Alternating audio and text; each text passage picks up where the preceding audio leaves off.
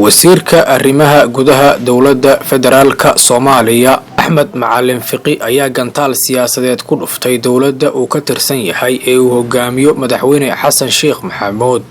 wasiir Fiqi ayaa sheegay inay ogaayeen inuu Muuse Biixi heshiis la galayo dowladda Itoobiya. haddaba sheekada yaabka leh ayaa ah in wasiirka arrimaha gudaha dowladda Soomaaliya uu labo jeer kala hadlay. Fiqi ayaa mar sheegay in Muuse Biixi uu ogolaaday midnimo oo heshiiskaas lagu gaaray Djibouti.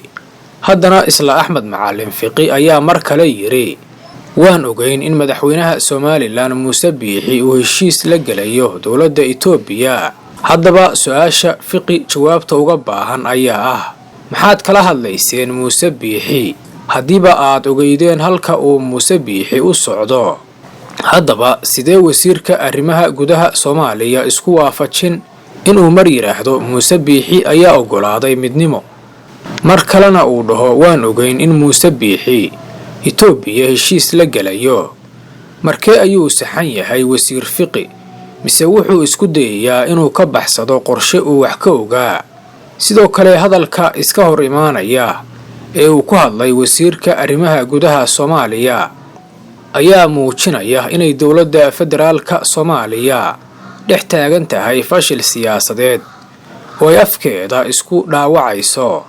waa kan hadalka wasiirka arrimaha gudaha Soomaaliya oo ka mid ahaa waftigii la socday madaxweynaha Soomaaliya shirkii Djibouti.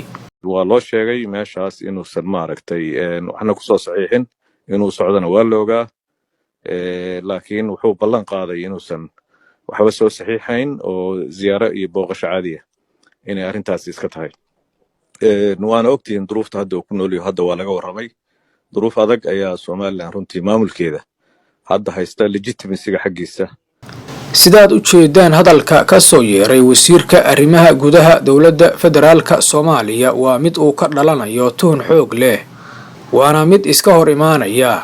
sidoo kale arrinta yaabka leh ee ay la yaabeen dadka Soomaaliyeed waa in ay dowladda Soomaaliya madashii ay shalay kula hadlaysay safiirada shisheeye ay ugu yeertay safiirka Itoobiya u jooga Muqdisho kaasoo dhageysanayay waxa ay Soomaaliya kala hadlayso safiirada kale isagoo markhaanti ka ahaa dacwada ay Soomaaliya ka gudbinayso dalkiisa Itoobiya taasoo lagu fasiray diblomaasiyad xumada Soomaaliya. sidoo kale madaxweynaha Soomaaliya Xasan Sheekh Maxamuud oo wacay dhowr wadan si uu taageero uga helo ayaa waayay wadamadii ugu dhawaa ee la filayay inay Xasan Sheekh xilligan adag garab istaagi doonaan taasoo muujinaysa inaysan dowladda federaalka Soomaaliya haysan saaxiibo waaweyn oo siyaasadeed. si gaar ah wadanka Imaaraadka Carabta oo ahaa wadankii Carbeed ee ugu dhawaa madaxweynaha hadda talada haya ee Soomaaliya Xasan Sheekh Maxamuud ayaa ka aamusay qadiyadan walow Imaaraadka Carabta lagu eedeynayo inay wax ka og yihiin heshiiskan dhex maray Itoobiya iyo Somaliland. sidoo kale madaxweynaha Soomaaliya oo ka carooday sida ay dhabarka u xujisay dowladda isutaga Imaaraadka Carabta ayaa taas bedelkeeda aaday jihada dalka Qatar iyadoo uu Xasan Sheekh khadka telefoonka kula hadlay amiirka wadanka Qatar kaas oo uu ka codsaday taageero iyo garab istaag buuxa.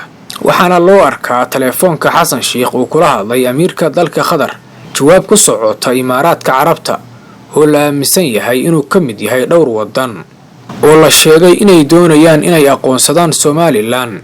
Imaaraadka Carabta ayaa ah wadan ay si weyn Somaliland ugu tiirsan tahay iyadoo la xasuusto markii ay shirkadda DP World dhisaysay dekedda Berbera inay dowladda federaalka Soomaaliya diiday iyadoo aan markaas loo joojin diidmadii dowladda federaalka Soomaaliya. xilligaas waxaa Soomaaliya madaxweyne ka ahaa Maxamed Cabdullaahi Farmaajo oo uu dagaal ba'an kala dhaxeeyay dowladda isutaga Imaaraadka Carabta waxaana la xasuustaa heerka uu gaaray dagaalka Imaaraadka Carabta iyo Soomaaliya markaas oo uu Farmaajo saaxiib dhow ka dhigtay dowladda Qatar oo dhaqaale ahaan iyo siyaasad ahaan u taageeraysay 5 sano oo uu Farmaajo madaxweynaha ka ahaa Soomaaliya. intaas ayaan ku soo koobaynaa warbixintan fadlan daawade aragtidaada nala wadaag.